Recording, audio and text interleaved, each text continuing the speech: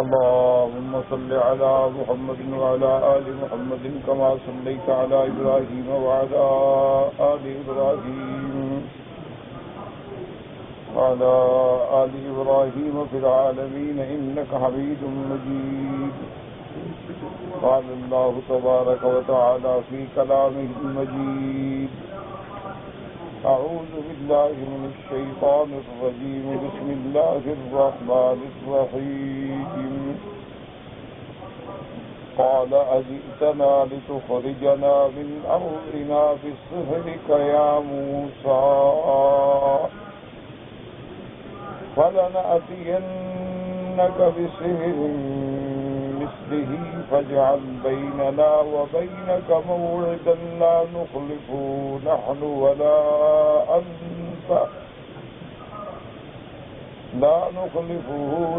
ولا أنت مكانا سوى. قال موعدكم يوم الزينة وأن يحشر الناس ضحى. فتولى فرعون فجمع كيده ثم أتى. قال لهم موسى ويلكم لا تفتروا على الله كذبا فيسحتكم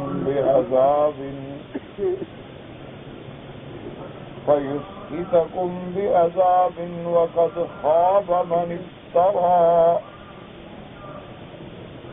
فتنازعوا أمرهم بينهم وأسروا النجوى. قالوا إن هذان لساحران يريدان أن يخرجاكم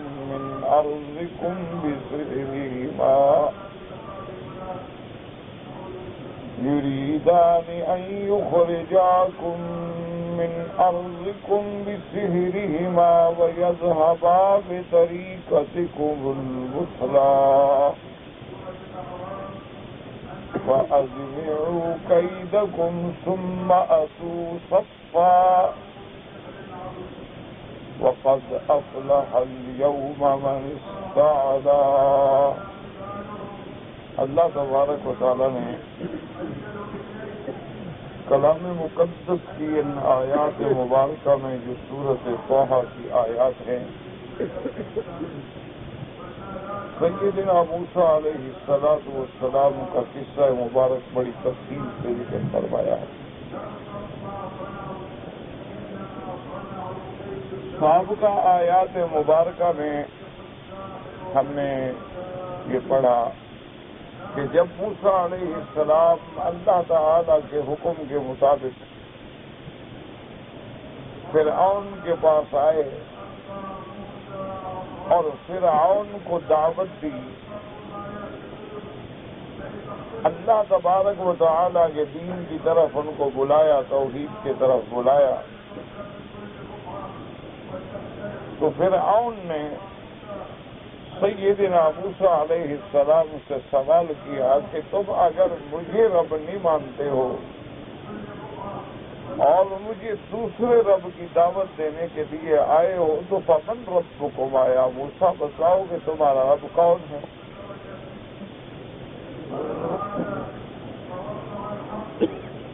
سیدنا موسیٰ علیہ السلام نے فرمایا ربنا الذی اعطی کل شیء خلقہ ثم ہدی.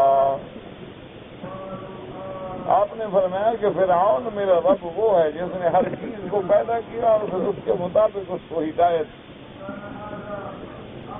انسان ہیں، جن ہیں، ملائکہ ہیں، حیوانات ہیں، طیور ہیں، پرندے ہیں، جس چیز کو بھی اللہ نے پیدا کیا پھر اس کو زندگی گزارنے کی صلاحیتیں اور ہدایتیں بھی عطا فرمائیں.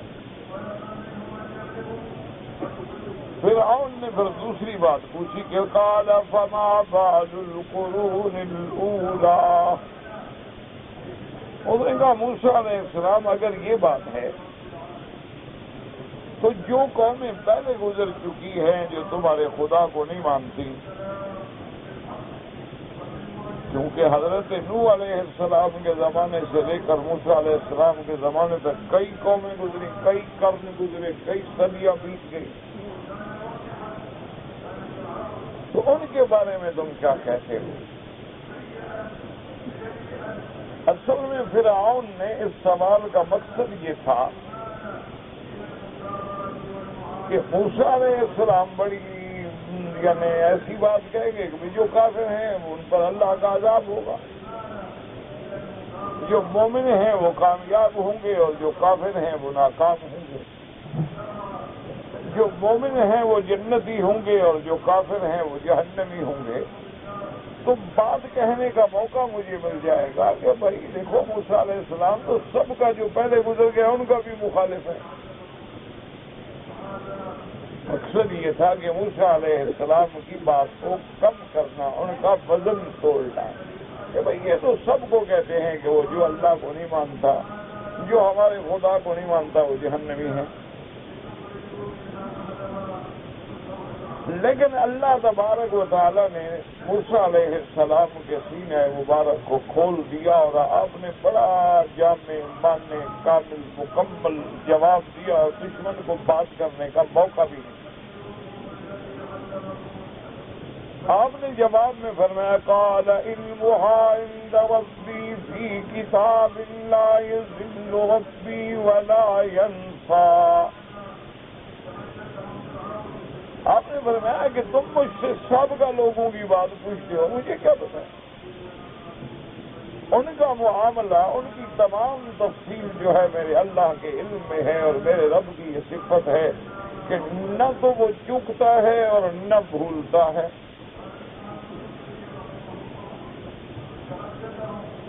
تو اب اس پر وہ کوئی اعتراض نہیں کر سکتا تھا کہ موسیٰ علیہ السلام نے تو ان کے بارے میں خود تو کوئی فیصلہ نہیں کیا، فرمایا کہ ان کا علم میرے اللہ کے پاس ہے، میرا اللہ جانے، اللہ کا فیصلہ جانے۔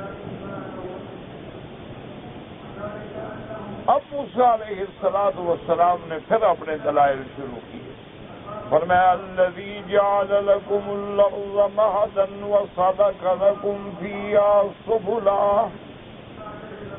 انہوں نے فرمایا کہ فرعون میرا رب تو وہ ہے جس نے زمین بچھائی، جس نے زمین میں چلنے کے لیے ہمارے راستے بنائے، وَأَنزَلَ مِنَ السَّمَاءِ مَاءً فَأَخْرَجْنَا بِهِ أَزْوَاجًا مِّن نَّبَاتٍ شَتَّىٰ۔ اور پھر اس پانی سے اللہ نے کئی انواع و اقسام کی سبزیاں پیدا کی، درخت پیدا فرمائے، پھول اگائے، اور پھر ہر سبزی کی الگ خاصیتیں رکھی۔ اللہ نے اتنے پھول پھل پیدا فرمائے کہ اب دیکھیں پانی بھی ایک ہے، زمین بھی ایک ہے، لیکن سبزیاں مختلف ہیں۔ ہر سبزی کا رنگ الگ ہے، اس کی بیلیں الگ ہیں، اس کے پتے الگ ہیں، اس کی شکلیں الگ ہیں، اس کا ذائقہ الگ ہے، اس کے منافع الگ ہیں۔ اب دیکھیں اللہ نے انگور کو ایک شکل دی ہے، اللہ نے انار کو ایک اور شکل دی ہے، سیب کو ایک اور شکل دی ہے، اللہ تبارک و تعالیٰ نے آم کو ایک اور شکل دی ہے، پھر ایک قسم کے کئی قسمیں بن گئی۔ اور پھر اللہ نے صرف انسانوں کے لیے دی بلکہ ہمارے حیوانات کے لیے بھی چارہ پیدا کیا، اور ہمیں حکم دیا کلوا ورعوا انعامکم، تم بھی کھاؤ اور اپنے جانوروں کو بھی چراؤ۔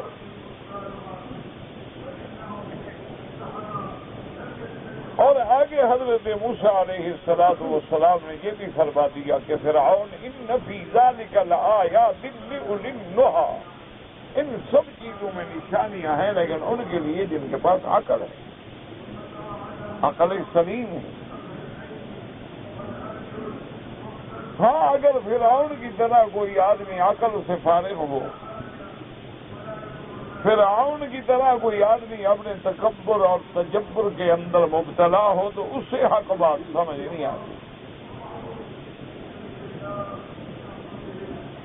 اور اس کے بعد پھر موسیٰ علیہ السلام نے اپنے دلائل کا ذکر فرمایا منہا خلقناکم وفیہا نعیدکم ومنہا نخرجکم تارۃ اخری.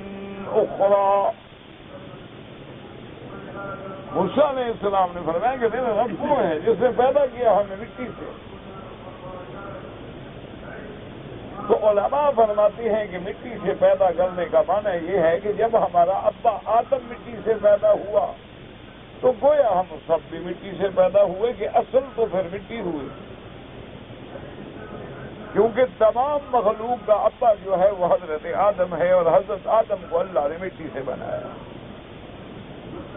لیکن یہ بھی یاد رکھیں کہ مٹی سے بنانے کا معنی یہ نہیں کہ آدم کو صرف مٹی سے بنایا، معنی یہ ہے کہ جزو اعظم مٹی ہے، ورنہ تو اس میں پانی بھی ہے، ہوا بھی ہے، آگ بھی ہے، عناصر اربع بھی ہے.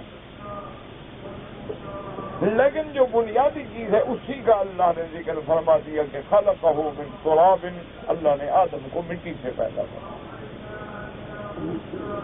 اور بعض علماء نے یہ بھی لکھا ہے کہ دراصل ہر انسان جو ہے وہ بھی مٹی سے بنا ہے.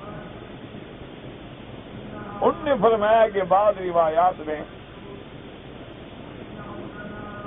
یہ بھی آیا ہے کہ جب اللہ تبارک و تعالیٰ کی قدرت سے عورت کے رحم کے اندر جو ہے اپنا نطفہ قرار پکڑتا ہے تو اللہ تبارک و تعالیٰ فرشتے کو حکم دیتے ہیں هو الذی یصورکم فی الارحام کیف یشاء. اللہ تبارک و تعالیٰ فرشتے کو حکم دیتے ہیں کہ جس بندے نے جہاں دفن ہونا ہے وہاں سے مٹی اٹھا کے اس کے نطفے میں ڈال دو. تو گویا کہ پھر اس نطفے میں وہ مٹی بھی ملا دی جاتی ہے جہاں مرنے کے بعد اس میں دفن ہونا. اس اعتبار سے ہر انسان جو ہے وہ مٹی سے پیدا ہوا. اسی لیے ایک روایت میں یہ بھی آیا ہے کہ میرے آقا نے ارشاد فرمایا کہ اللہ تبارک و تعالیٰ نے مجھے ابو بکر اور عمر کو ایک ہی مٹی سے پیدا کیا. اسی لیے اللہ نے پھر ان کو دفن بھی ایک ہی جگہ فرمایا کہ میرے آقا ہیں، ابو بکر ہیں اور عمر ہیں روضہ مبارک. تو اس لیے بھی اللہ کا یہ فرمان جو ہے وہ بالکل صریح ہے، واضح ہے، جس میں کسی تعویل کی ضرورت نہیں کہ منہا خلقناکم، ہم نے تم سب کو اسی مٹی سے پیدا کیا. اور بعض علماء اور مفسرین فرماتے ہیں کہ اللہ کا فرمان بالکل واضح ہے کہ اللہ نے فرمایا کہ ہم نے تم سب کو مٹی سے پیدا کیا ہے. اور دوسری جگہ قرآن فرماتا ہے کہ فَلْيَنظُرِ الْإِنسَانُ مِمَّا خُلِقَ مِن مَّاءٍ دَافِقٍ يَخْرُجُ مِن بَيْنِ الصُّلْبِ وَالتَّرَائِبِ. اللہ نے فرمایا کہ بندے غور تو کرو کہ تم کو میں نے کس چیز سے پیدا کیا ہے. اللہ نے فرمایا کہ تمہیں ہم نے ایک ٹپکتے ہوئے پانی سے جو پشت اور سینے کے درمیان سے نکلتا ہے. بعض مفسرین فرماتے ہیں صلب آبا کہ والد کی پشت سے اور ماں کے سینے سے گرتا ہے. اور کہیں اللہ فرماتے ہیں کہ من ماء مہین، ہم نے تمہیں ایک حقیر پانی سے پیدا کیا ہے. اور کہیں میرے اللہ فرماتی ہیں کہ ثم خلقنا النطفة علقة، ہم نے تمہیں ایک نطفے سے پیدا کیا ہے. تو اس لیے بعض مفسرین نے فرمایا کہ یہ بات بالکل اللہ کا قرآن حق ہے، کیونکہ اللہ نے آدم علیہ السلام کو مٹی سے پیدا فرمایا، بی بی حوا کو اللہ نے آدم علیہ السلام کے بائیں پسلی سے پیدا فرمایا، اس کے بعد جتنی اولاد ہے اللہ نے جوڑے بنائے میاں بیوی کے اور پھر ان کے پانی سے پیدا فرمایا۔ لیکن یہ بھی تو حقیقت ہے نا کہ وہ پانی کس چیز سے پیدا ہوتا ہے؟ تو یہ بات بالاتفاق ہے اطباء کے نزدیک کہ وہ نطفہ جو ہے دراصل وہ دم سے، خون سے پیدا ہوتا ہے، اور خون جو ہے وہ غذا سے پیدا ہوتا ہے کہ ہم جو غذا کھاتے ہیں وہ ہمارے معدے میں جانے کے بعد کیلوس اور کیموس کا مراحل طے کرتی ہے،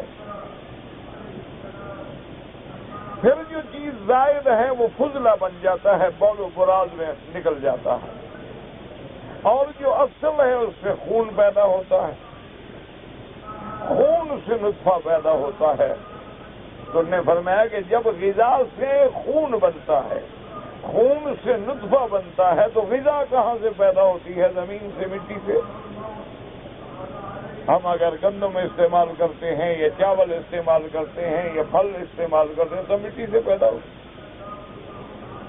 تو اس لیے اللہ تبارک و تعالیٰ کا یہ فرمان جو ہے ہر لحاظ سے حق ہے کہ منہا خلقناکم وفیہا نعیدکم ومنہا نخرجکم تارۃ اخری۔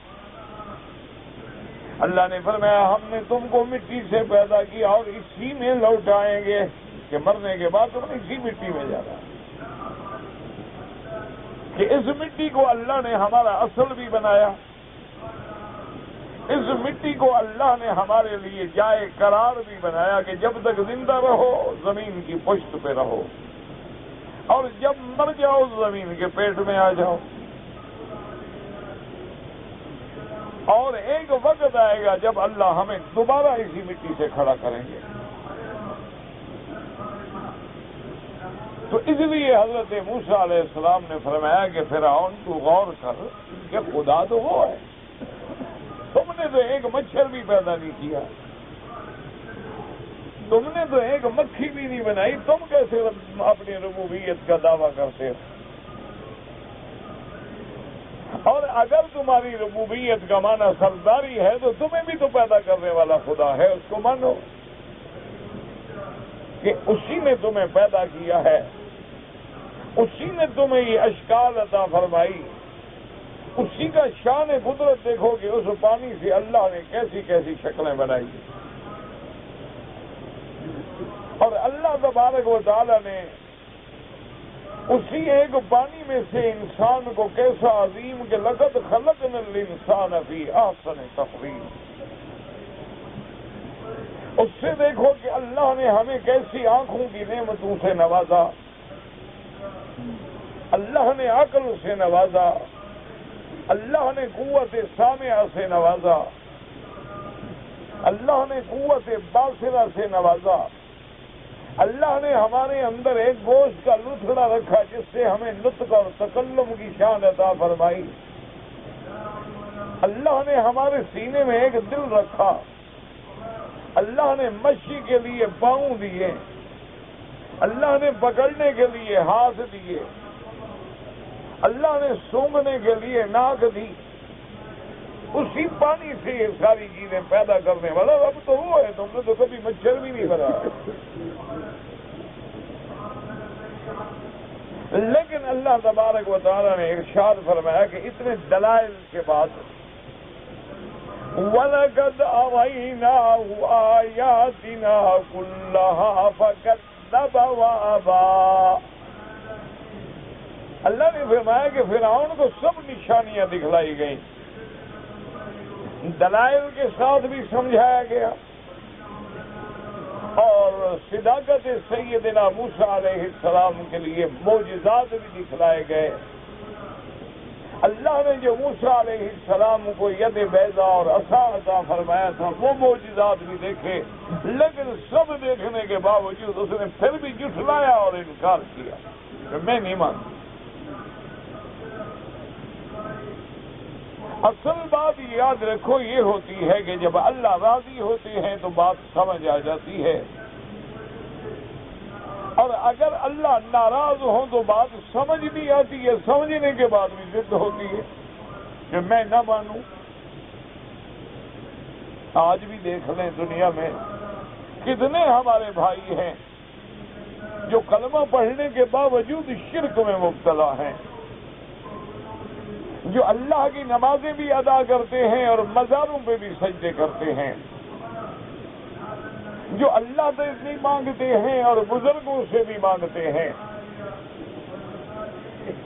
جو سنتیں بھی عمل کرتے ہیں، ساتھ بدعات کا بھی انہوں نے ایک بہت بڑا ذخیرہ جمع کر رکھا ہے کہ پیدا ہونے سے لے کر مرنے تک کی الگ الگ بدعتیں ہیں۔ شادی کی بدعات ہیں، غمی کی بدعات ہیں، مرنے کے وقت کی بدعات ہیں، دفن کرنے کے وقت کی بدعات ہیں۔ یعنی آدمی حیران ہو جاتا ہے کہ سنتوں کو چھوڑ کے، اللہ کے احکام کو چھوڑ کے نئے نئے مسائل پیدا کیے۔ کسی کی آپ شادی پہ غور کر لیں، موت پہ غور کر لیں کہ کتنے رسومات ہیں، کتنے بدعات ہیں جن کا اسلام سے، دین سے کوئی واسطہ ہی نہیں۔ کوئی کفن پہ لکھ رہا ہے، کلمہ لکھ رہا ہے، کوئی لکھی ہوئی چادریں ڈال رہا ہے، کوئی اٹھانے کے وقت میں 40 قدم آگے جا کے پھر پیچھے آ رہا ہے اور پھر آگے جا رہا ہے اور کلمے کے ذکر اور ورد کر رہا ہے، کوئی جنازے کے بعد حلقے بنا کے دعائیں کر رہا ہے، کوئی قبر میں رکھنے کے بعد اذانیں دے رہا ہے، کوئی قبروں پہ خیمے لگا کے کرائے کے پڑھنے والے بٹھا رہا ہے، کوئی شوق منا رہا ہے اور سیاہ کپڑے پہن رہا ہے اور سر پہ مٹی ڈال رہا ہے اور سینوں کو تھپڑوں سے مار رہا ہے، کوئی رونے کے لیے کرائے کی عورتیں اور کرائے کے بندے لا رہا ہے، تیسرے دن کل خانی کر رہا ہے اور پھر جمعراتیں کر رہا ہے اور پھر چلیسویں کر رہا ہے۔ اس کا کیا تعلق ہے دین سے؟ کسی آدمی سے ٹھنڈے دل سے، بغیر جھگڑے کے، کوئی بریلوی ہو یا کسی جماعت سے، اس کو بھی کوئی ایک حدیث مبارک ہے کہ جس میں اس طرح کا کام سرکار دو عالم نے، حضرت ابو بکر نے، حضرت عمر، حضرت عثمان، حضرت علی، آل بیت نبی 1,24,000 صحابہ میں سے کسی نے کیا ہو؟ بس یہ کہہ دیں گے کہ ہاں جی ٹھیک ہے نہیں کیا ہے، لیکن کوئی بات بری تو نہیں ہے نا۔ اور بعض لوگ جو ہیں وہ لوگوں کو احمق بناتے ہیں، وہ کہتے ہیں جی اگر حکم نہیں ہے تو منع بھی تو نہیں کیا ہے نا۔ تو یہ بھی ایک دلیل جاہلیت ہے۔ یاد رکھیں کہ جو آدمی کام کرے اس کے ذمے ثبوت ہوتا ہے، اس کے ذمے ہوتا ہے کہ اپنے دعوے کے لیے گواہ لے آئے، یہ نہیں ہوتا کہ منع نہیں کیا ہے۔ اسی طرح مثلا قرآن مقدس میں تو خنزیر کا ذکر آ گیا، کتے کا ذکر آ گیا، باقی جتنے جانور حرام ہیں اس کا معنی ان کے کھانے سے اللہ نے منع نہیں کیا تو کھاؤ۔ یہ کوئی دلیل نہیں ہوتی۔ دلیل یہ ہے کہ جو کام کوئی کرے گا، جو دعویٰ کرے گا وہ ثابت کرے گا، اس کے ذمہ ہوتا ہے کہ وہ اپنے دعوے کو ثابت کرے۔ کیسے ثابت کریں؟ اگر دنیاوی معاملات ہیں گواہ لے آئے، تحریر لے آئے، ریکارڈ لے آئے۔ دینی معاملات ہیں تو سب سے بڑی دلیل قرآن ہے اور اس کے بعد سنت محمد مصطفیٰ ہے، اس کے بعد اجماع صحابہ ہے اور اس کے بعد قیاس ہے۔ ان میں سے کوئی حجت لے آئے، کوئی دلیل لے آئے۔ تو اب صرف آپ دیکھ لیں کہ ہم نے موت میں کتنی بدعتیں ایجاد کر دیں۔ اسی طرح آپ شادیوں میں دیکھ لیں، اس میں کتنی بدعتیں ایجاد ہو گئی۔ آج کیا ہے جی؟ کہتے ہیں جی آج تو وہ منگنی کے لیے آئیں گے۔ منگنی بھی ایک رسم ہے، انگوٹھی پہنانا بھی ایک رسم ہے، طے ہو جانے کے بعد مہندی لگوانا بھی ایک رسم ہے، مایوں بٹھلانا بھی ایک رسم ہے، اور اس کے بعد جناب اللہ تبارک و تعالی رحمت فرمائے کہ ہاتھوں میں سرخ دھاگے باندھنا، لوہے کے بیتوں کو ہاتھ میں پکڑوانا، دولہے کو گھوڑے پہ بٹھانا، آگے پیچھے بینڈ باجے بجوانا، یہ کیا ہے؟ یہ دین اسلام ہے یہ۔ لیکن اس کے باوجود ان سے پوچھو تو ماشاءاللہ 5 وقت کے نمازی بھی ہیں، تہجد گزار بھی ہیں، اور کہو کیا او جی خوشی ہے، برادری نہیں مانتی، مولوی صاحب چلو غلط کام ہے، کیا کریں؟ یہی تو اصل میں دین ہوتا ہے نا، کہ ایک صحابی اسلام لائے، اس کی والدہ جو تھی وہ کافرہ تھی، اس نے اپنے بیٹے کو کہا کہ تم دین اسلام کو چھوڑ دو، اس نے کہا کہ نہیں میں نہیں چھوڑتا۔ آخر اس کی والدہ نے جب انکار سے تنگ آ گئی تو اس نے بھوک ہڑتال کر دی، اس نے کہا دیکھو جب تک تم دین اسلام کو اور رحمت دو عالم سے تعلق کو نہیں چھوڑو گے، میں نہ کھاؤں گی نہ پیوں گی، مر جاؤں گی لیکن میں کھانا نہیں کھاؤں گی۔ اب برادری ہے، قوم ہے، سب آ رہے ہیں، کہہ رہے ہیں بابا تمہاری ماں ہے مر جائے گی غریب۔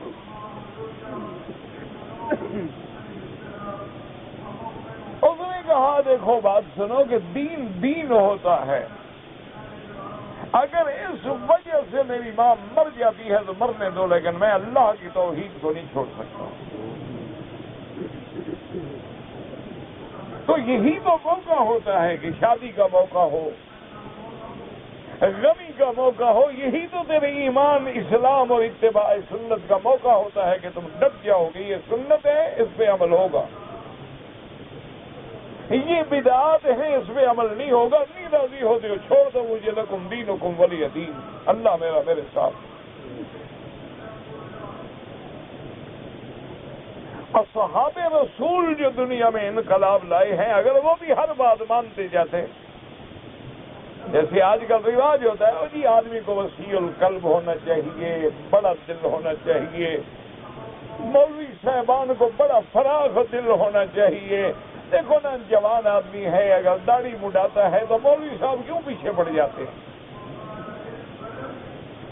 اور جی دیکھو نا جوان آدمی ہے اگر سگریٹ پیتا ہے، سگار پیتا ہے، اور جی یہی تو دن ہوتے ہیں نا جوانی کے کھیلنے کے، انجوائے کر رہا ہے بیچارہ، کلب جاتا ہے، انٹرنیٹ پہ بیٹھتا ہے، ڈش پہ بیٹھ کے فلمیں دیکھو جی جب بڑا ہوگا سب ٹھیک ہو جائے گا۔ مولوی صاحب تم تو پیچھے پڑ گئے ہو۔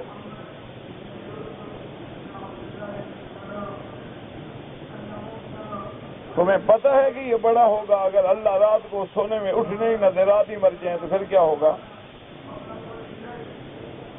نہ لوگ جوانی میں نہیں مرتے، لوگ بچپن میں نہیں مرتے۔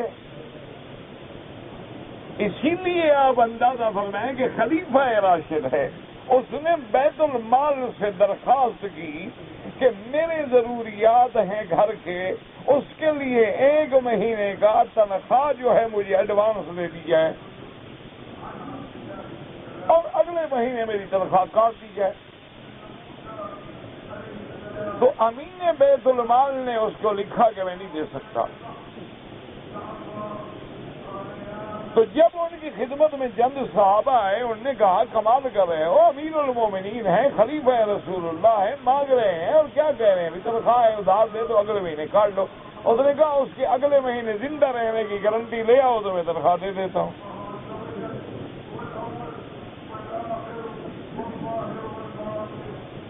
تو تم کیسی گارنٹی دے رہے ہو کہ جی بڑا ہوگا تو ٹھیک ہو جائے گا؟ اسی لیے ہمارے گھروں میں اسلام نہ آ سکا کہ گھر والوں نے بدعات کی، انہوں نے کہا چھوڑو جی بچے ہیں، بچیاں ہیں، نوجوان ہیں، کھیلنے کودنے کے دن ہیں۔ بچوں نے بسنت بنائی، انہوں نے کہا مولوی صاحب سال میں ایک ہی تو خوشی آتی ہے نا، آپ لوگ تو ہمیں کو خوشی کرنے ہی نہیں دیتے نا۔ وہاں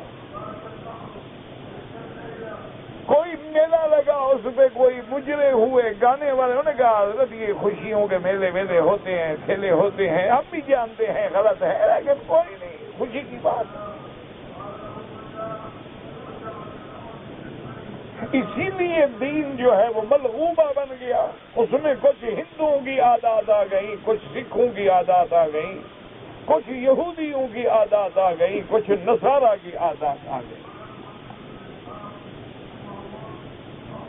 اسی لیے آپ دیکھیں کہ بنو اسرائیل نے کتنے معجزے دیے، موسیٰ علیہ السلام کا قصہ آپ پڑھ رہے ہیں، لیکن وہ قوم کہتی ہے کہ جی ہمیں بھی ایک چھوٹا سا خدا بنا دو، یعنی اندر سے شرک نہیں نکلا۔ تو ہمارے مسلمانوں میں بھی لاکھ دفعہ کلمہ پڑھیں گے، لا الہ الا اللہ کی ضربیں لگائیں گے، شام کو جا کے سجدہ قبر پہ کریں گے،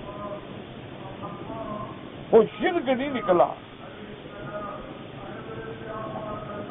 اسی طرح جیسے ان میں نافرمانی آ گئی تھی کہ موسیٰ علیہ السلام نے فرمایا خدا کے بندے جہاد کریں گے، نہیں جی آپ جائیں، ہم تو نہیں جاتے۔ تو اس لیے ہمارے اندر بھی کچھ عقائد میں، کچھ عادات میں یہودیوں کی باتیں آئیں، اعمال میں اور اشکال میں ہمارے ہاں نصارہ کی باتیں آ گئی۔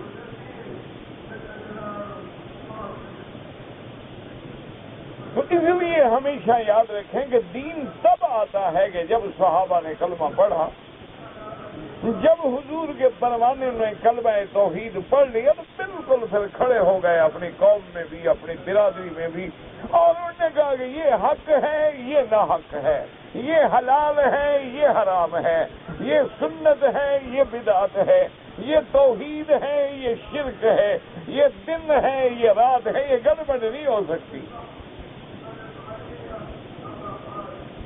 اگر ہم نے کلمہ پڑھا ہے لا الہ الا اللہ محمد الرسول اللہ، ایک دفعہ اللہ کے کعبے میں پڑھ لیں، قیامت میں کعبہ ہے لا الہ الا اللہ، کلمہ ہم نے محمد الرسول اللہ کا پڑھا ہے اور لباس ہمارا انگریزی ہو، کلمہ ہم نے محمد الرسول اللہ کا پڑھا ہے اور ہماری گھریلو تہذیب اور گھریلو تمدن و ثقافت جو ہے وہ کافروں والی ہو۔ اسی لیے میرے عزیز ہمارے ہاں اسلام نہیں آیا، یعنی ہمارا اسلام ایسے ہو گیا جیسے بریانی بناتے ہو نا کہ سارا مسالہ بھی ہے، چاول بھی ہے، گوشت بھی ہے، ہر بلا اس کے اندر ہے۔ اب تو اسی میں فروٹ بھی ڈال دیتے ہیں، کچھ میٹھا بھی ڈال دیتے ہیں، تو ہمارا مذہب بھی اسی طرح ایک بریانی بن گیا ہے، ایک ملغوبہ بن گیا ہے کہ ہر بلا اس کے اندر ہے۔ وہ خالص دین جو میرا مدنی محمد مصطفیٰ لائے تھے، دیکھو ابھی چھوٹی سی بات تھی کہ ایک عورت ہے گھر میں ملنے کے لیے باپ آتا ہے،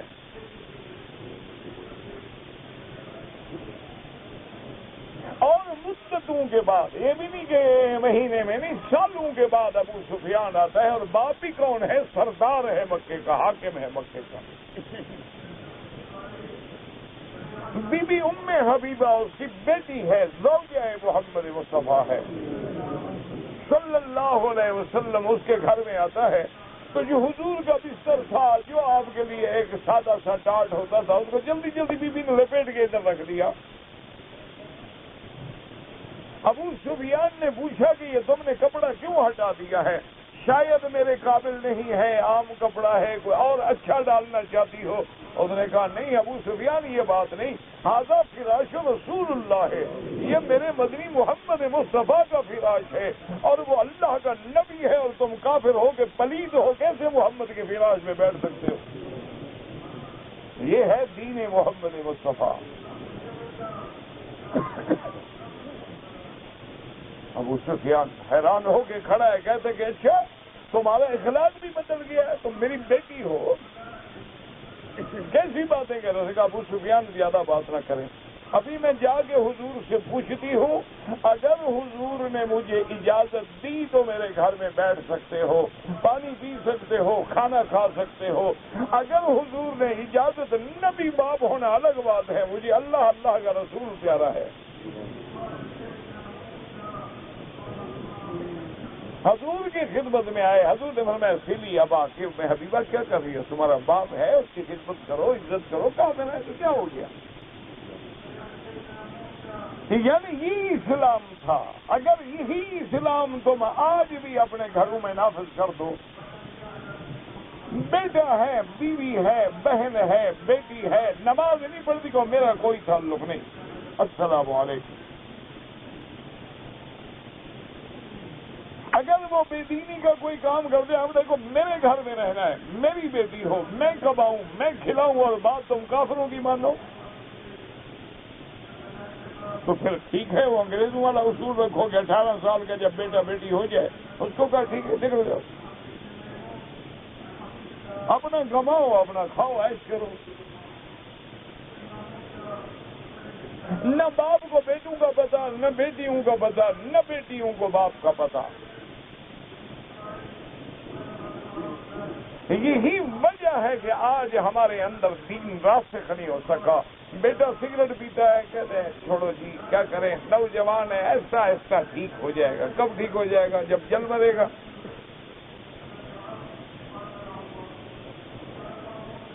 اسی لیے علماء نے لکھا ہے کہ اگر اپنے بچوں کو بچانا چاہتے ہو تو 4 سال کی عمر سے تربیت دینا شروع کرو۔ 4 سال سے اس کے سامنے کوئی بری حرکت نہ کرو، برا کام نہ کرو، گندی حرکتیں نہ کرو، گندا کام نہ کرو، ورنہ جو تم خود میں گود میں بٹھا کے فلم دکھاؤ گے تو پھر بڑا ہو کے بیٹا انشاءاللہ اکثر ہی بنے گا، عالم تو نہیں بنتا۔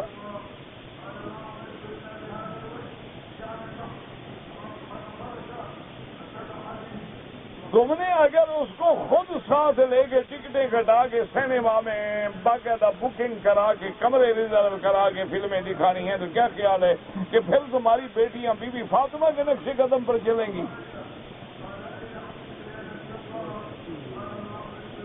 تم نے اگر اپنے گھر میں خود ریڈیو لگا کے گانے لگا کے اور اس پہ تبصرے کر کے کہ آواز کتنی اچھی ہے، کتنی لوچ ہے، کتنی اس میں رس ہے، کتنی سوز ہے، کتنی درد ہے، یہ سارے اگر آپ نے مراحل اپنی بیوی بیٹیوں کو خود سمجھانے ہیں تو پھر فکر نہ کرو، انشاءاللہ جہنم کا انتظام خود کر رہے ہو۔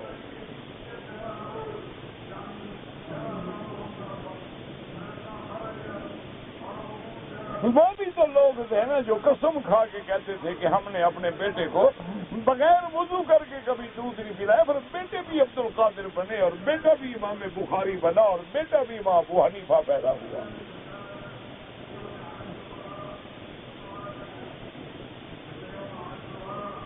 اس لیے اللہ تبارک و تعالیٰ نے قرآن مقدس میں ارشاد فرمایا کہ حضرت موسیٰ علیہ السلام نے اس کو چیلنج کیا، سب کچھ بتلایا لیکن اس بدبخت نے نہ مانا۔ جیسے تمہارے سامنے سارا قرآن ہے، ساری حدیث رسول ہے، لیکن نہیں ماننا۔ دیکھو ٹھنڈے دل سے چھوڑ دیں اس بات کو کہ کہنے والا مولوی مکی ہے، کہنے والا کون ہے، چھوڑیں، ہم آپ سے زیادہ گناہگار ہیں، لیکن اللہ کے کعبے میں ہو، باوضو ہو، ایک نماز پڑھ چکے ہو اور ایک نماز پڑھنی ہے انشاءاللہ۔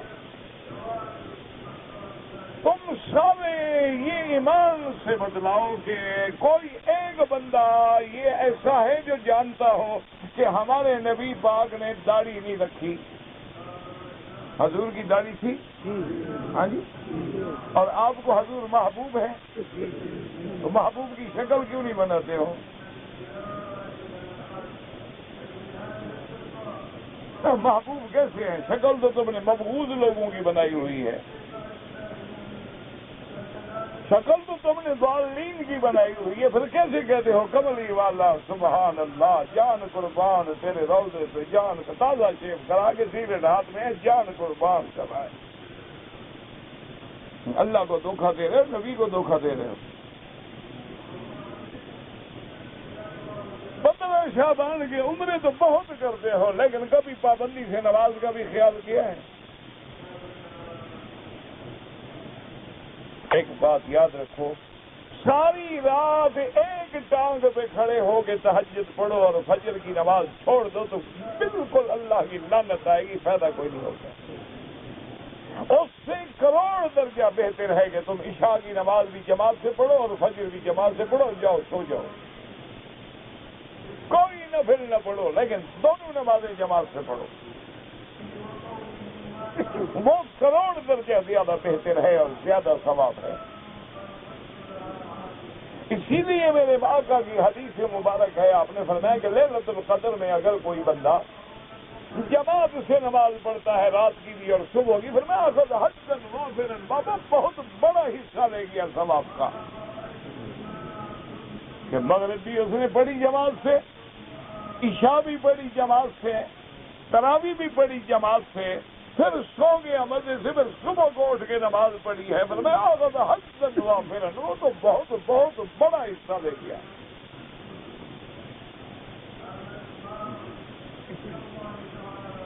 تو اس لیے اللہ فرماتے ہیں کہ فرعون نے بھی ساری نشانیاں دیکھنے کے بعد بالکل انکار کر دیا کہ میں نہ مانوں۔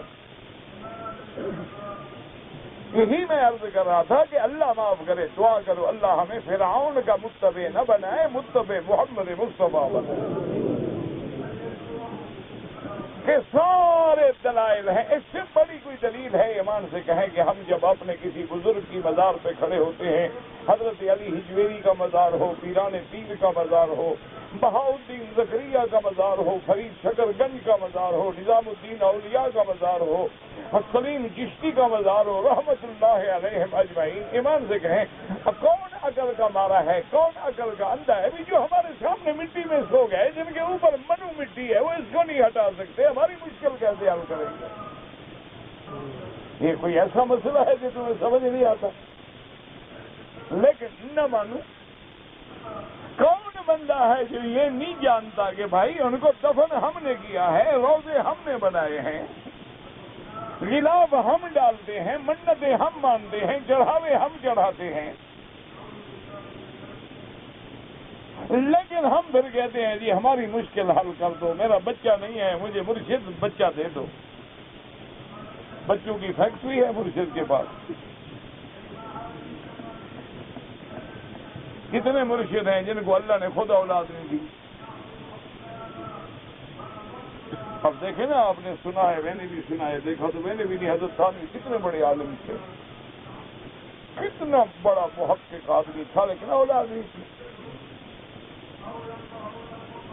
حضرت حاجی صاحب رحمت اللہ علیہ کی بیعت تھے، تو حضرت حاجی صاحب جو ہیں جب پنکھا آہستہ داڑھی کی طرح نہ پنکھا لاؤ نا، جو ہے داڑھی کو ایک دم سب کا جھٹکا دے دیا، پنکھے میں جھٹکا نہ دو۔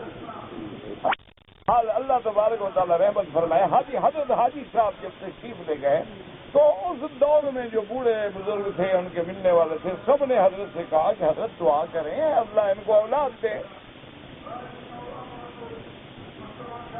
آپ نے فرمایا بھائی اللہ کی رضا پہ راضی رہو، اللہ کی رضا پہ راضی رہو، وہ دے دے الحمدللہ، وہ نہ دے الحمدللہ، یہ اس کی حکمتیں ہیں۔ کسی کو اولاد دینے کے بعد امتحان میں ڈال دیتے ہیں کہ اولاد رسوا کر دیتی ہے، اولاد اپنے والدین کا نام ہمیشہ کے لیے ڈبو دیتی ہے، کبھی اولاد نہ دے کے امتحان میں ڈال دیتے ہیں، کبھی اولادیں ایسی دیتی ہیں جو ماں باپ کے نام کو قیامت تک روشن کر دیتی ہیں۔ تو اس لیے فرمایا بھی راضی پر رضا رہو۔ پیر کا معنی یہ نہیں ہوتا کہ پیر اب لڑکے اللہ سے آپ کو بچہ لے دے گا، پیر کا معنی یہ ہے کہ بچی رضا سکھلائے کہ خدا نے دیا ہے الحمدللہ، نہ دے الحمدللہ، سوکھی کھلائے الحمدللہ، گھی سے کھلائے الحمدللہ، مکہ دکھلائے الحمدللہ، نہ دکھلائے تو الحمدللہ۔ کتنے اولیاء اللہ ہیں جو تڑپتے ہوئے چلے گئے، مکہ مدینہ زیارت ہی نہیں ہوئی، اور کتنے میرے جیسے گناہگار بد کردار ہیں جو مکے میں بیٹھے ہیں۔ یہ اس کا نظام ہے، وہی دینے والا ہے۔ فرعون نے جب انکار کر دیا، اور آج کے سبق میں جو ہم نے پڑھا ہے، تو اب فرعون کہنے لگا قال اجئتنا لتخرجنا من ارضنا بسحرك یا موسیٰ، کیونکہ موسیٰ علیہ السلام نے لکڑی ڈالی نا، وہ سانپ بن گیا، ہاتھ نکالا تو روشن ہو گیا، اس لیے اس نے بہانہ بنایا اور بات کی، اور کہنے لگا کہ موسیٰ علیہ السلام، ہاں معلوم ہوتا ہے تم دونوں بھائی اس لیے آئے ہو کہ اپنے جادو کے زور سے ہمیں ہمارے ملک سے نکالنا چاہتے ہو۔ یہ بات کیوں کی؟ کیونکہ فرعون تھا تو سیاسی آدمی نا، کہ لوگوں کو سمجھا بابا تمہیں ملک سے نکال دے گا، تمہاری حکومت چھین لے گا، تمہاری کرسی چھین لے گا، تاکہ یہ میرے ساتھ رہیں، اس کے مخالف رہیں، ورنہ اب دو آدمی کیسے نکال دیں گے؟ بھی تمہارے پاس فوج ہے، تمہارے پاس طاقت ہے۔ موسیٰ علیہ السلام اور ہارون علیہ السلام تو اکیلے دو بھائی ہیں، اس لیے اپنی قوم کو ایک تو یہ دھوکہ دیا کہ جب جاؤ یہ تمہیں تمہارے ملک سے نکالنے آئے۔ ملک ہر کسی کو پیارا ہوتا ہے، وطن ہر کسی کو پیارا ہوتا ہے، وطن کی مٹی ہر کسی کو پیاری ہوتی ہے، تاکہ اس طرح یہ میرے ساتھ رہیں، ان کی توجہ ادھر نہ ہو۔ اور دوسرا یہ بتا بھی سحر کا بھی، یہ جو اس نے دکھا ہے معجزہ نہیں، یہ جادو ہے بھائی، یہ جو ہے جادو ہے، یہ لکڑی کا سانپ بن جانا، یہ ہاتھ روشن ہو جانا، یہ معجزہ نہیں ہے، نبی نہیں ہے، نعوذ باللہ جادوگر ہے۔ اسی لیے کہا قال اجئتنا لتخرجنا من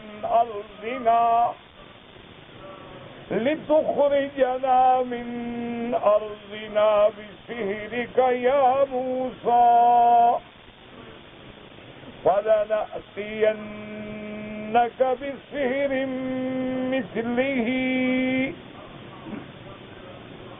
فاجعل بيننا وبينك موعدا لا نخلفه نحن ولا أنت مكانا سوى۔ کہنے لگا یہ نہ سمجھو کہ ہم کمزور ہیں، ہم بھی لائیں گے جادو تمہارے مقابلے پہ۔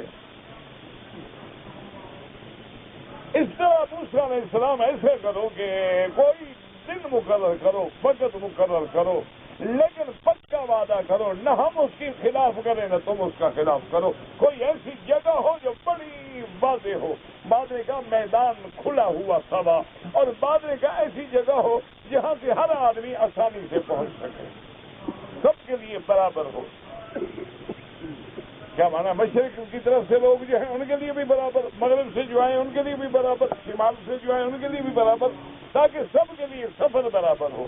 پانی کا نہیں، میدان جو ہے بالکل چٹیل اور واضح۔ موسیٰ علیہ السلام نے جواب دیا اور بڑا جامع فرمایا قال موعدکم یوم الزینۃ وان یحشر الناس ضحی۔ موسیٰ علیہ السلام نے فرمایا کہ بالکل ٹھیک ہے، تم نے اچھی بات کی ہے۔ اچھا پروگرام ہمارا یہ ہو گیا، یوم الزینت جو عید کا دن ہے، ان کے ہاں ایک عید ہوتی تھی، جب عید ہوتی ہو خوشی ہوتی ہے تو سب بچے بڑے بوڑھے کپڑے پہن کے خوشیاں مناتے تھے۔ تو موسیٰ علیہ السلام نے وہ عید کا دن تجویز کیا کہ سب بڑے بھی ہوں گے چھوٹے بھی ہوں گے، جتنا بڑا اجتماع ہوگا اتنی لوگوں کو میری بات جلدی پہنچ جائے گی۔ اب بعض مفسرین نے لکھا ہے کہ یوم الزینت سے مراد یہ ہے کہ وہ عید نوروز مناتے تھے، وہی یوم الزینت تھا۔ بعض علماء نے لکھا ہے کہ یوم الزینت سے مراد یوم عاشوراء تھا، یعنی 10 محرم کا دن تھا، وہ اس کا باقاعدہ عید مناتے تھے۔ بعض علماء نے لکھا کہ یوم الزینت سے مراد یوم السبت ہے کہ ان کی چھٹی کا دن تھا۔ بہرحال کچھ بھی ہو، یعنی ان کے اجتماع کا دن تھا۔ اور موسیٰ علیہ السلام نے یہ بھی فرما دیا کہ صرف عید کا دن نہیں، وَأَن يُحْشَرَ النَّاسُ ضُحًى، اور جمع ہونے کا وقت کیا ہوگا؟ ضحیٰ۔ ضحیٰ کہتے ہیں یعنی دن کا پہلا حصہ، جب عین سورج آ جاتا ہے 8، 9، 10 بجے،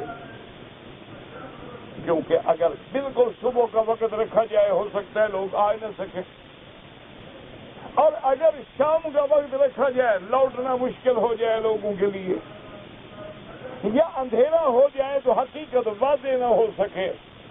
اس لیے موسیٰ علیہ السلام نے فرمایا دن بھی عید کا ہو اور وقت بھی عین چاشت کا ہو تاکہ ہر چیز لوگوں کے سامنے واضح ہو جائے.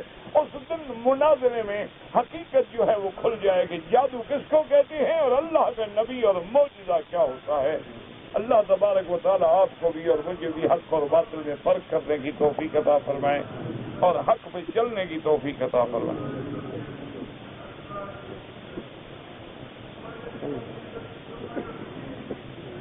اللہ نے اول مٹی کتنا دن میں جمع کیا, کتنا وقت میں جمع کیا؟ مٹی جمع کیا. کیوں مٹی جمع کیا؟ قرآن میں ہے خلق السماوات والارض وما بینہما فی ستۃ ایام, 6 دن میں پیدا کیا. بس بات ختم ہو گئی. میرا چھوٹا بھائی فوت ہو گیا ہے, اللہ مغفرت فرمائے. دعا کریں جو لوگ بھی فوت ہو گئے, آج جو میرے دوست ہیں ان کا بھی والد فوت ہو گیا, اللہ سب کی مغفرت فرمائے اور سب کے درجات بلند فرمائے, اور جو بیمار ہیں شفا عطا فرمائے, اور ہم تندرست جو ہیں اللہ ان کو صحت میں برکت عطا فرمائے اور مرنے کے وقت کلمہ نصیب فرمائے. زمزم ہو یا پانی ہو یا کھانا بیٹھ کے پینا, بیٹھ کے کھانا سنت ہے. زمزم کے لیے صرف یہ رعایت ہے کہ اگر کوئی کھڑے ہوئے پی لے تو گناہ نہیں ہوگا کہ حضور نے کنویں پہ کھڑے ہو کے بھی پیا ہے. یہ مانا نہیں کہ جب زمزم آئے کھڑے ہو جاؤ, یہ بے وقوفی کی بات ہوتی ہے. کہتے جی امام ابو حنیفہ رحمۃ اللہ علیہ کے نزدیک فرض نماز کے بعد دعا مانگنی چاہیے. امام صاحب کیا سب کے نزدیک مانگنی چاہیے؟ دوبارہ الصلوات المکتوبۃ, ہر 5 نمازوں کے بعد جو دعائیں ہیں وہ منظور ہوتی ہیں, اور کوئی ایسی نماز نہیں جس کے بعد میرے محبوب نے دعا نہ مانگی ہو. ہر نماز کے بعد حضور دعا مانگتے تھے. فرق اتنا ہے کہ ہاتھ اٹھائے جائیں یا نہ اٹھائے جائیں, ورنہ دعا تو حضور نے کبھی نہیں چھوڑی. صفوں کے درمیان میں ایک صف کے برابر فاصلہ, زیادہ فاصلہ نہیں ہونا چاہیے. کہتے جی ہمارے یہاں شب برات میں حلوہ روٹی تقسیم کرتے ہیں, چلو غریبوں کو کچھ مل جاتا ہے, فقیروں سے نکل جاتا ہے, ورنہ سنت کوئی نہیں. پتہ نہیں یہ سنت میں آخر وہ حلوہ کیوں یاد رہا. حضور پاک کی دندان مبارک شہید کرانے والی سنت یاد نہیں رہی. حضور صلی اللہ علیہ وسلم کا فاقہ کر کے پیٹ مبارک میں پتھر باندھنے والی سنت یاد نہیں رہی. حضور صلی اللہ علیہ وسلم کا تکلیفیں برداشت کرنے والی سنت بھی یاد نہیں رہی. سنت سے بھی کھانے پینے والی تمہیں یاد رہ گئی. یہی ہوتے ہیں نا چوری والے مجنوں. کہتے ہیں جی آپ کے بعض شاگرد جو ہیں مودودی صاحب سے حسد رکھتے ہیں, جو فوت ہو گئے ان کا ذکر خیر سے کیا کریں, جو مر گئے اللہ ان پہ رحمت کرے, جو زندہ ہیں اللہ ان کی ہدایت کا فیصلہ کرے. باقی رہا مودودی صاحب کے نظریات سے اختلاف ہو تو ان کی اپنی جماعت کو بھی اختلاف تھا, ان کے اپنے علماء بھی ان کو چھوڑ گئے. اختلاف تو ہوتا ہے نا, کتنے بڑے بڑے علماء جو تھے وہ چھوڑ گئے تھے. مولانا مودودی رحمۃ اللہ علیہ ان کی زندگی میں چھوڑ گئے. اختلاف ہونا الگ بات ہے, لیکن ان کو برا کبھی نہ کہیں. اللہ تبارک و تعالیٰ مغفرت کرے اور اللہ رحمت فرمائے. ہم نے بھی اسی قبر میں جانا ہے, بڑی مشکل منزل ہے. جو لوگ مر جائیں لا تذکروا موتاکم الا بخیر, ان کے بارے میں جب بات کرو بہتر کرو ورنہ نہ کرو. باقی ہے مسائل کا اختلاف, تو وہ تو ان کی اپنی جماعت میں بھی تھا. بڑے بڑے علماء ان کو چھوڑ گئے جو قداور علماء تھے. نوافل کا مکروہ وقت کون سا ہے؟ فجر سے لے کر سورج نکلنے تک, عصر سے لے کر مغرب تک, یا عین سورج جب سر پہ کھڑا ہو, یا سورج نکل رہا ہو یا ڈوب رہا ہو. کہتے جی کہ مجھے تحفیظ میں پڑھاتا ہوں, وہاں سے مجھے 500 ریال ملتا ہے جو زکوٰۃ کا, وہ زکوٰۃ کا نہیں ہوتا. زکوٰۃ تنخواہ میں نہیں دی جاتی, آپ کو غلط فہمی. زکوٰۃ کا پیسہ جو ہے مدرسین کو تنخواہ میں نہیں دیا جاتا, اور وہ لوگ جو اس کا انتظام سنبھالتے ہیں علماء ہیں, مسائل کو تم سے زیادہ بہتر جانتے ہیں. اگر بفرض محال تمہیں تسلی ہے کہ وہ زکوٰۃ ہے اور تم زکوٰۃ کے مستحق نہیں ہو, لے کے غریبوں کو دے دو, کوئی مشکل نہیں. سیرت کا معنی حضور کا طریقہ. مسلک امام ابو حنیفہ میں جمعہ کے دن کتنی رکعتیں ہیں؟ پہلے 4، پھر 2 فرض 6، بعد میں 4 سنتیں۔ اگر ایک آدمی 4 رکعت سنت پڑھ رہا ہے تو چوتھی رکعت میں ہر رکعت میں فاتحہ بھی پڑھے گا، سورت بھی پڑھے گا۔ کہتے جی عورت کا نامہ اعمال لکھنے والے فرشتے ہوتے ہیں، نہیں، ان کا تم لکھتے ہو۔ ہمارا کام یہی ہے نا، عورتوں کا فکر رہا ہے ہر وقت۔ کرامن کاتبین یعلمون ما تفعلون۔ بی بی مریم کے بعد فرشتہ آیا تھا، عورت آئی تھی؟ جبریل آیا تھا، کون آیا تھا؟ اگر تم قرآن پڑھتے تو میرا مغز تو نہ کھاتے۔ فرشتہ معصوم ہوتا ہے، اس کے لیے مرد ہو عورت ہو، کیا ہے؟ وہ تو معصوم ہے، وہ تو پاک ہے۔ میری والدہ بیمار ہیں، اللہ ہر بیمار کو شفا دے۔ نماز کے بعد سجدہ کرنا، نماز کے بعد تو کوئی سجدہ نہیں ہوتا، سجدہ وہی ہے جو نماز میں کیا جاتا ہے۔ حضرت مہدی علیہ السلام اور عیسیٰ علیہ السلام ایک شخصیت ہے؟ بالکل نہیں، 2 شخصیتیں ہیں۔ حضرت مہدی تو مصلی پہ کھڑے ہوں گے جب عیسیٰ اتریں گے۔ عمرہ کرتے ہوئے طواف کے پہلے 3 چکروں میں کندھا نکالنا سنت ہے اور رمل کرنا سنت ہے، بعد میں نہیں۔ کہتے جی کہ آپ مہربانی کر کے جمعہ کے دن یا ویسے بھی مغرب کی نماز کے بعد جلدی آیا کریں تاکہ ہم کچھ اور 4 باتیں سن سکیں۔ دعا کرو اللہ عمل کی توفیق دے۔ اگر آدمی کو عمل کی توفیق مل جائے تو پھر ایک بات بھی کافی ہے، ورنہ پھر ساری زندگی سنتے رہو بس۔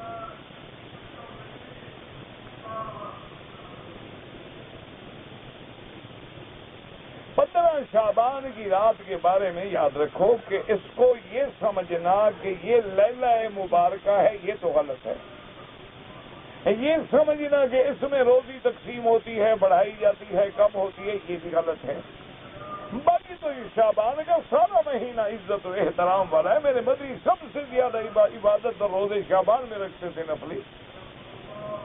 اگر کوئی آدمی عبادت کرے، ہمت کرے، سب کچھ کرے، اچھی بات ہے ایسے، لیکن یہ تو تصور کرنا کہ بس یہ جو ہے اسی یفرق کل امر حکیم یا لیلہ مبارکہ یہ ہے، اس میں حدیث صحیح نہیں ملتی۔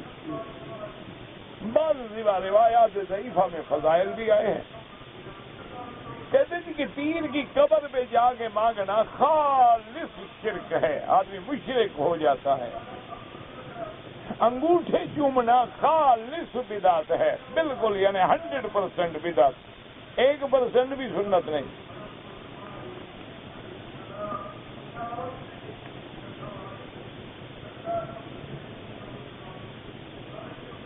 ایک آدمی امام ابو حنیفہ کی طریقے پہ ہے، امام کے پیچھے خالی جو تیسری یا چوتھی رکعت میں فاتحہ پڑھے نہیں، کیونکہ حدیث ہے کہ من کان لہ امام فقراءۃ الامام لہ قراءۃ، کہ جس کا امام ہے امام کا پڑھنا جو ہے وہ مقتدی کا پڑھنا ہے۔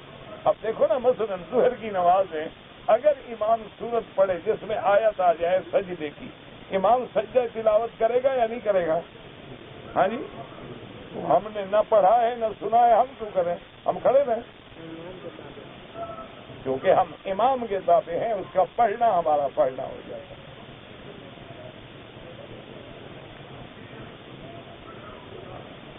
کشمیر میں جو لوگ لڑ رہے ہیں جہاد ہے، بالکل، اور کیا جہاد کیا ہوتا ہے؟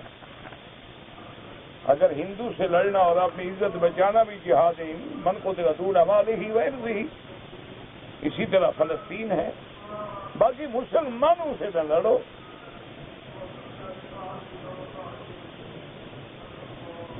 کتنی جادوگر تھے، اللہ عالم میں گساخ تھا، جب قرآن نے نہیں گن کے بتایا تو ہم گننے کیوں جائیں؟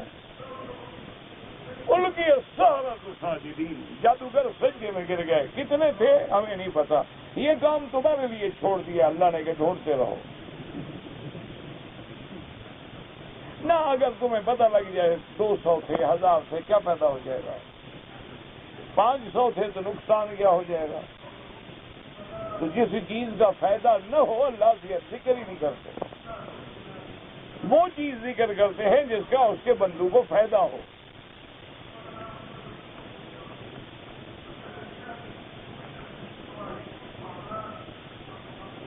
کہتے ہیں کہ چھوٹے بچوں کے جنازے کا ہمیں پتہ نہیں چلتا، امام تو پڑھتا ہے نا، ہماری نیت امام کے پیچھے ہے، باقی جو دعا ہے اس میں سب کچھ ہے، صغیر نا و کبیر نا، بڑے بھی چھوٹے بھی، نہ چلے پتہ۔ اگر 3-4 جنازے اس دعا بھی تو جمع کیا ہے نا، اللہم اغفر لحینا و میتنا و شاہدنا و غائبنا و صغیرنا و کبیرنا، سب کو کافی ہے دعا۔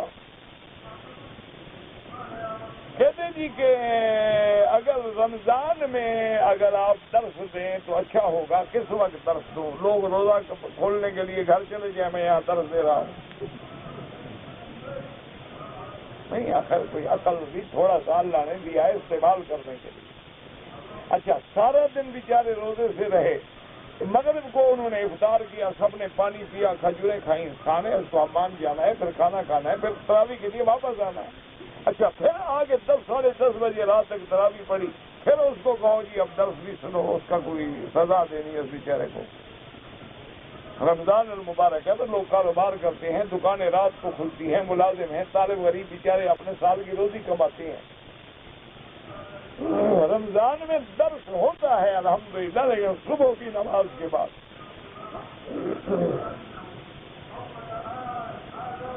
اگر کوئی نوجوان بیوہ عورت کوئی نکاح نہ کرے گناہگار ہے، کوئی لڑکی نکاح نہ کرے گناہگار ہے، ہاں رشتہ نہ ملے اللہ کی مرضی۔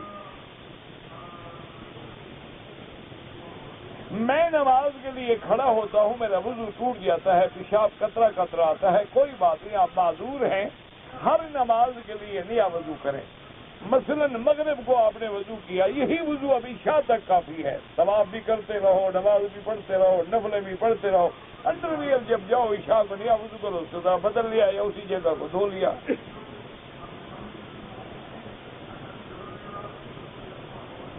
کہتے جی کہ پاکستان میں اعلان ہوتا ہے کہ جنازہ بچے کا ہے یا عورت کا، یہاں بھی ہوتا ہے، اب تم نہ سمجھو تو غریب کیا کریں؟ اب ایک دفعہ عربی میں کریں، ایک دفعہ برمی میں کریں، ایک دفعہ بنگالی میں کریں، ایک دفعہ پشتو میں کریں، ایک دفعہ سندھی میں کریں، ایک دفعہ ہندی میں کریں، 3 دن اعلان ہی کرتے رہے، نماز اگلے دن پڑھیں گے انشاءاللہ۔ تو تم کیوں نہ 2 لفظ عربی کے سیکھ لو؟ پاکستان سے آیا کام کے لیے، جدے میں ٹھہرا 1 مہینہ، اس کے بعد پھر کمپنی ہمیں مکہ لے آئی، کوئی بات نہیں، آپ پر کوئی جرمانہ نہیں،